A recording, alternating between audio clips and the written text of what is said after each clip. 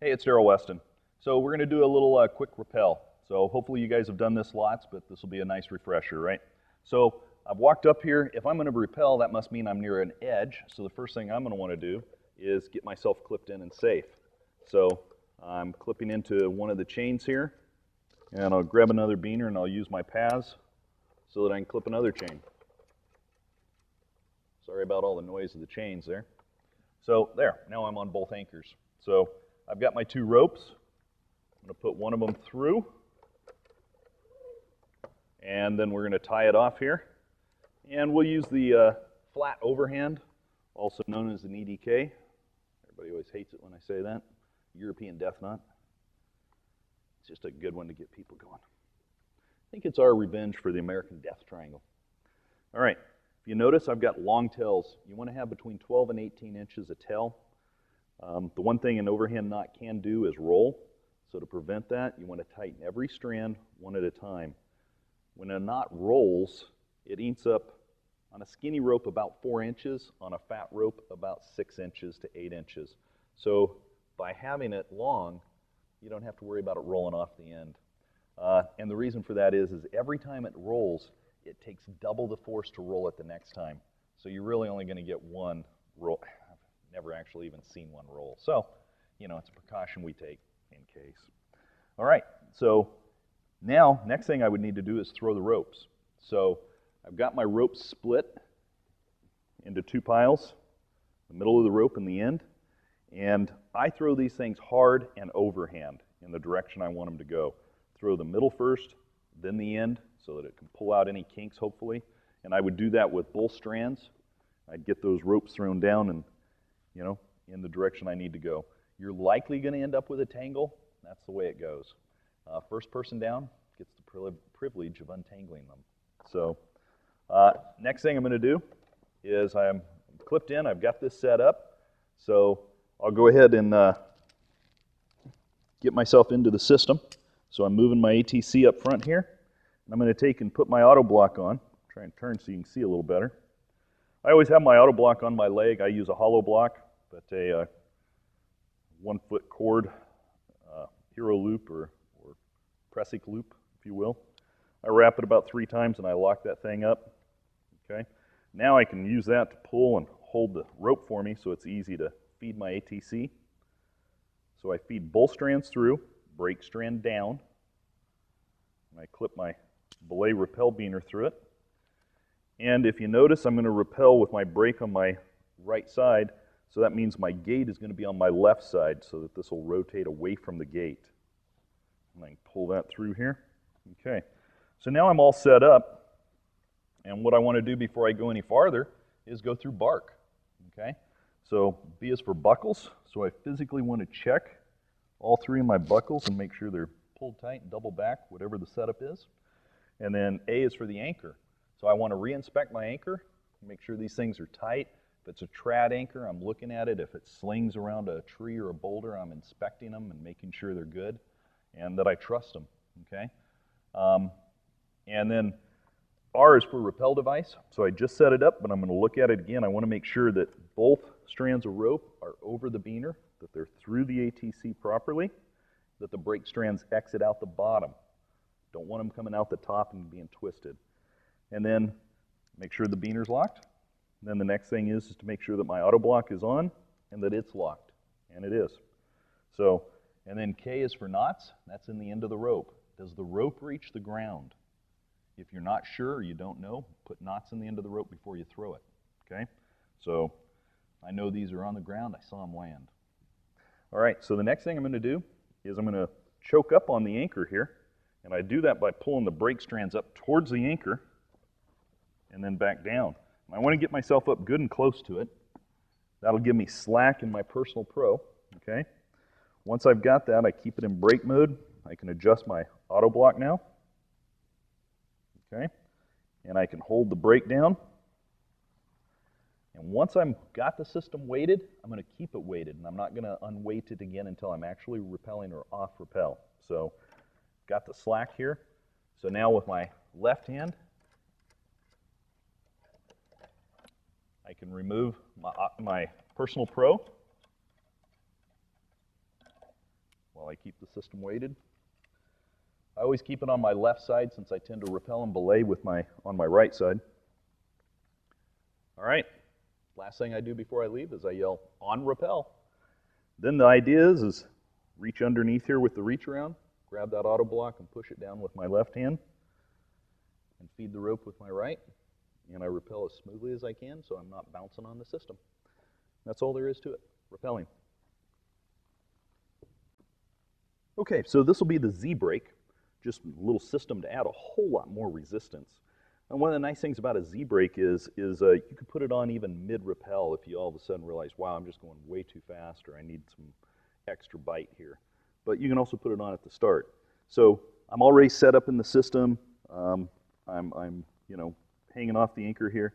So if I wanted to put the Z brake on, what I would do is I would push my auto block as far down as I can and hold the brake on because I'm going to need some space here. So I'm going to pull some extra cord through and I'm just going to hold on to the brake strand real well here.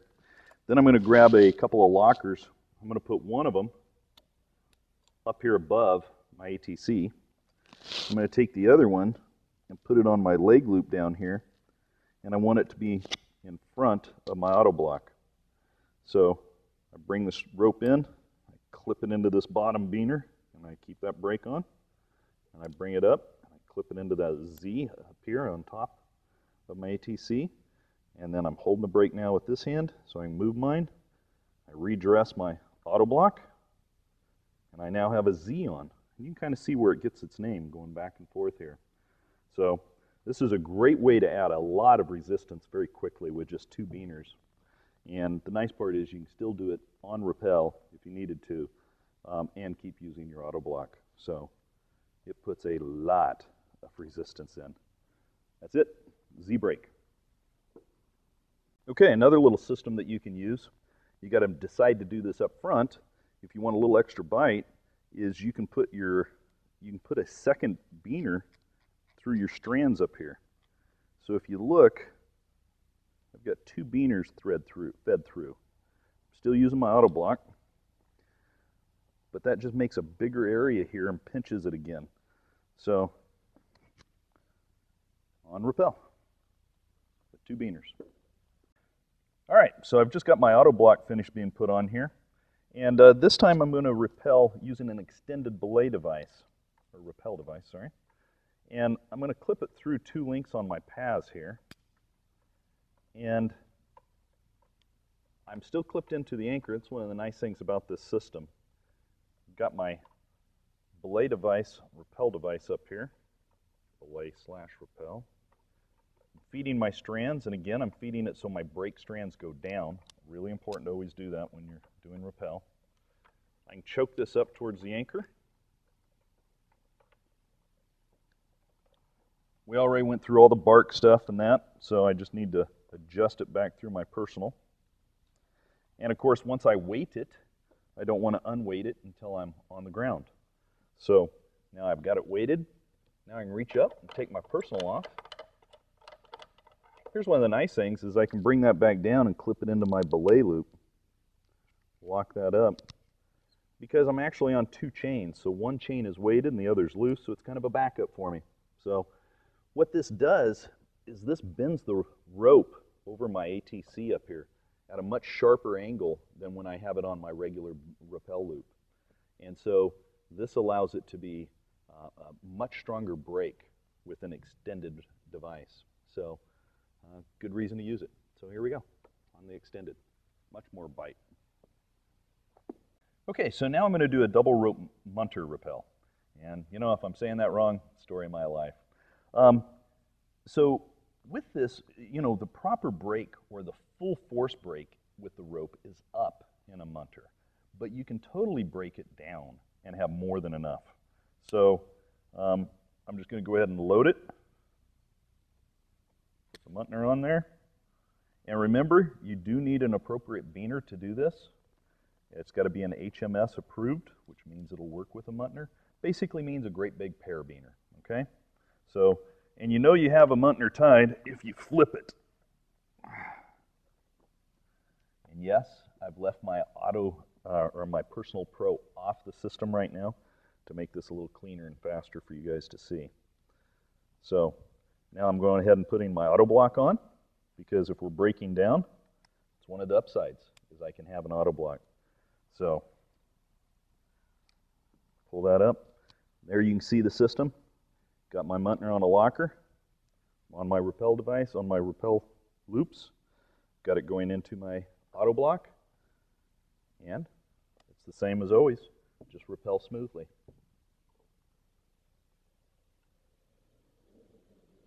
So now we're going to do spider rappel or rescue rappel, and there's just a slight difference really. So I'll show you how to do it with the paths. You could do this with a cordelette or a double link sling that you could set up the same way.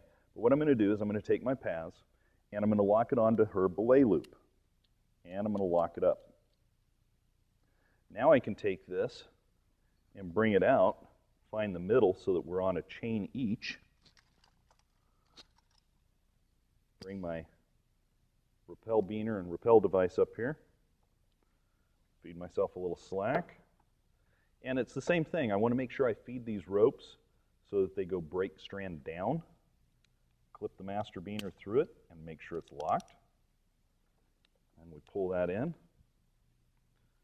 And we feed our device, our rope back through our auto block.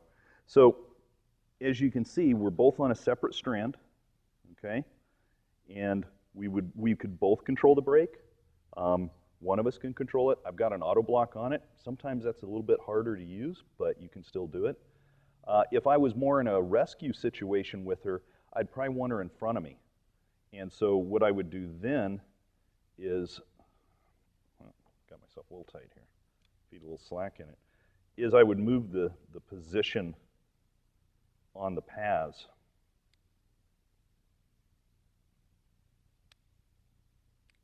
Like so.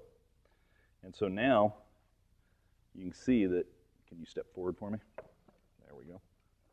There. So you can see I'm going to end up behind her, and that would work good to be able to put my arm around her and help support her during the rappel.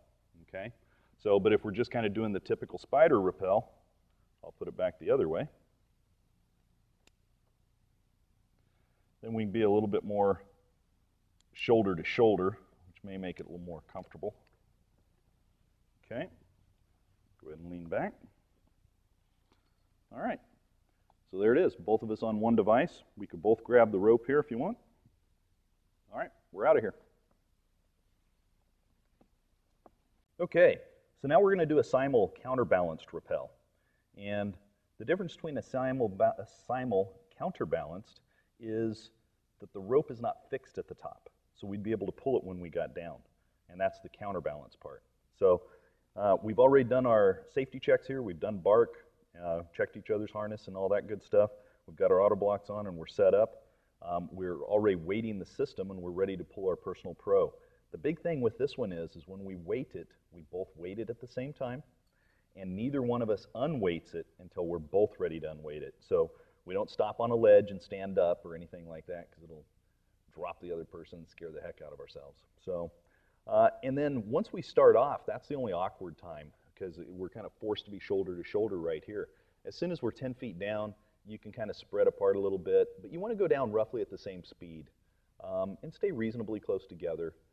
I don't mind being, 10 feet below the other person or above them, but I want to be pretty close so that they don't knock something off on me or me on them. But, we can kind of spread apart a few feet, and it's real easy. I outweigh her by quite a bit, and it's not going to be a problem on a counterbalanced rappel. The weight difference would have to be extreme. But, just a point in fact, the lighter person always goes on the skinny rope if you have a skinny and a fat rope. And the other thing is the lighter person, you always put the knot on their side. And that would make it hard for me to pull that through the quick links up here anyways. So anyhow, that's the system. Got it weighted. Let's pull our personals.